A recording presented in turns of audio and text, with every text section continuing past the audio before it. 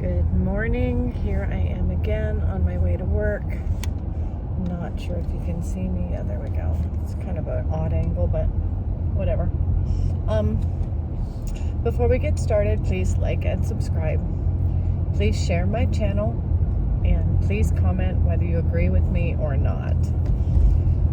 So this morning I want to talk a little bit about all this manifesting stuff that I've been learning and the manifestation of this job that I have now, where I am with it now,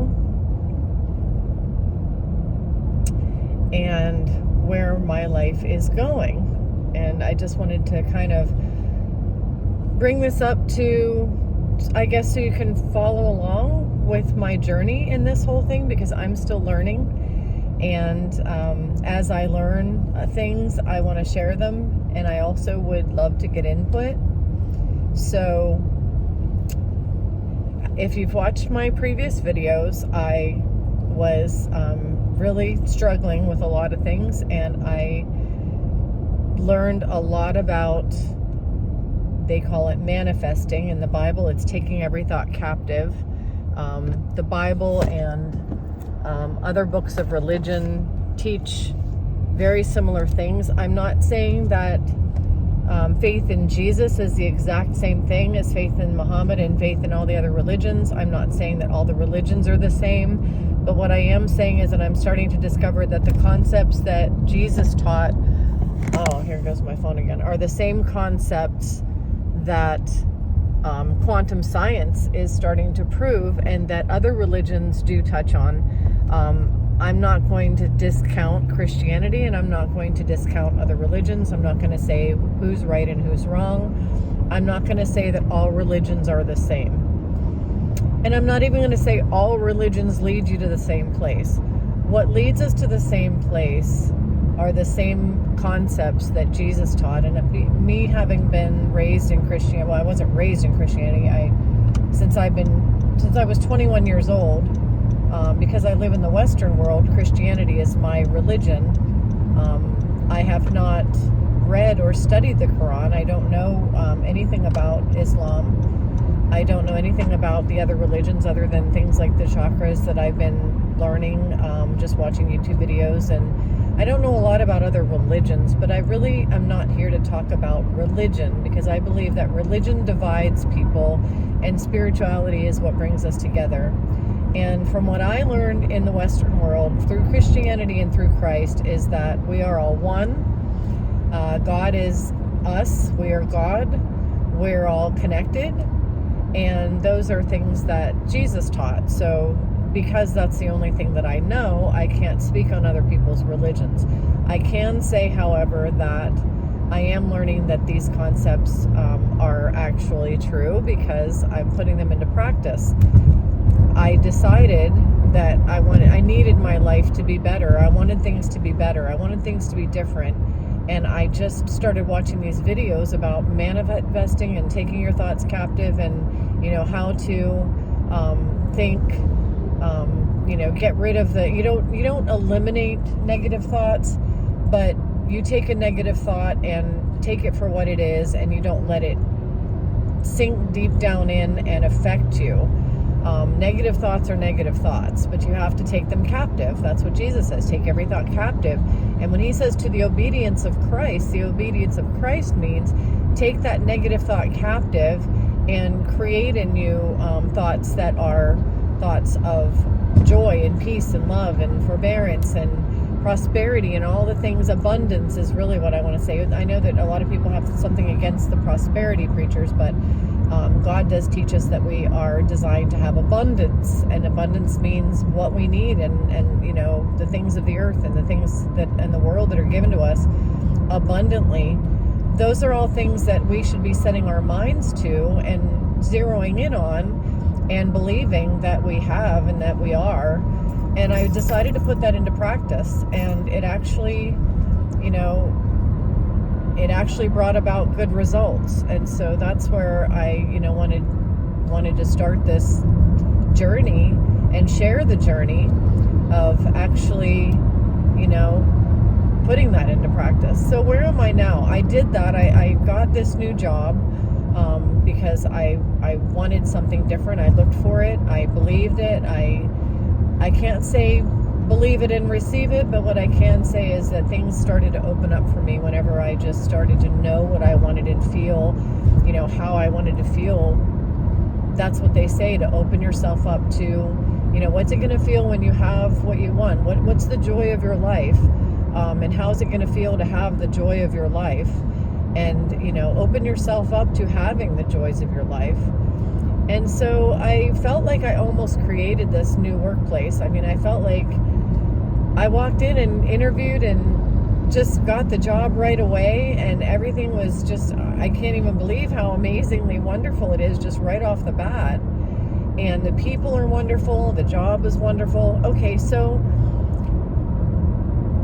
this is what I wanted to touch on. I've never had a hard time getting things that I want. I've gotten jobs, I've gotten this, I've gotten that. What I've had a hard time with, though, I've never had a hard time being on that high. Like, oh my gosh, wow, this is what I wanted. That happened to me with a condo that I wanted to buy. I wanted a condo, I wanted to be in a certain place. I decided this is what I wanted my life to look like. I found a perfect condo for me and bought the condo furnished. I mean, it just all happened for me. Then when I wanted to sell that condo, everything just came in place, and so it's easy to be in that honeymoon stage when you first manifest something and you first realize that, hey, wow, I got what I asked for. This is what I wanted. And then you have that. It's easy to be in the honeymoon stage because you're just overwhelmed with, wow, everything is great. This is exactly what I wanted. My challenge has always been keeping what I wanted, because I would get into that honeymoon stage of, this is where I wanted to go in my life. It happened when I moved from Pennsylvania to Florida. This is what I want. And I did it. I just did it. And everything worked out. Everything just opened up for me. And I've never had a problem wanting things, getting things. My challenge has been keeping it. Once I realized that this is what I want and now I got it, what ends up happening with me is that I end up losing it, and I've realized the pattern that causes me to lose what I said I wanted. I'll create something that I really, really want, and then I'll get into it, and it'll be a big honeymoon phase, and I'll be saying, oh, this is wonderful, oh, this is great, it's exactly what I wanted, everything is perfect, everything is wonderful. And then I start to see cracks in it. And here, I want to share this with you because this is the key. This is the key to keeping things on track. You will see cracks in your manifestation, in whatever it is your joyous life is bringing you. There will be cracks in it. You'll start to see negatives in it. You'll stop seeing everything as perfect and just exactly zippity-doo-dah the way that you wanted it to be, and all of a sudden it's like, wait a minute, but this particular department doesn't do what they're supposed to do, and wait a minute, but this particular person was always in a good mood, now all of a sudden they kind of snipped at me a little bit. Wait a minute. And you start to see cracks, and I want to address that. First of all, where do the cracks come from? And second of all, what to do about them. First of all, the cracks in your joyous life come from your perception. The cracks, I used to think the cracks were things that were really there. Like if I go into the office and everybody is happy, cheerful, wonderful, I feel like I'm just loved here, and I feel like everybody's just on everybody else's team, and we all get along, and then one person's in a bad mood. Okay, one person was in a bad mood. It happens. Not everybody's going to be everything all the time. It's not always going to be 100%, but it's how do I receive that? Somebody was in a bad mood. Do I let myself say, oh, somebody's in a bad mood. Nobody was ever in a bad mood before. This place might not be what I thought it was.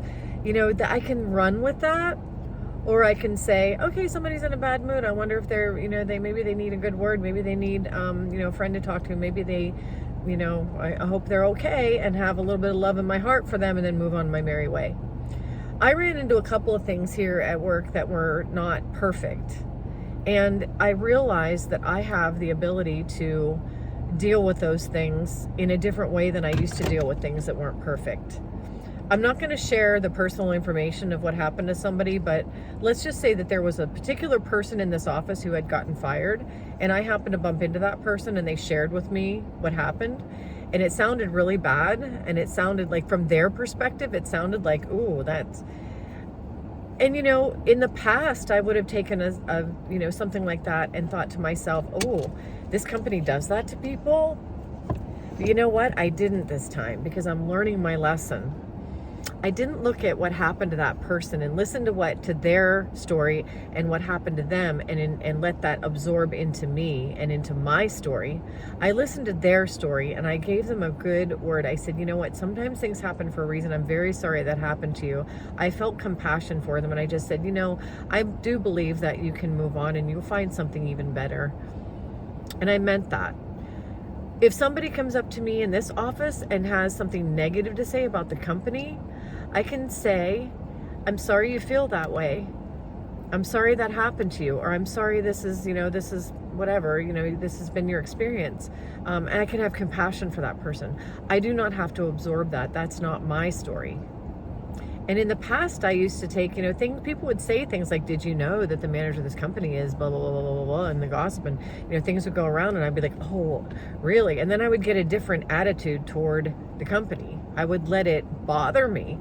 I would actually let it sink in, even subconsciously. I would listen to what they had to say, and I would allow it to affect me.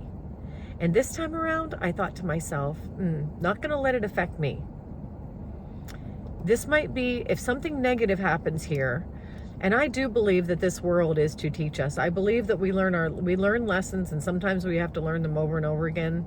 But we learn until we grow. We can get the same lessons until we grow. And I've had this lesson more than once.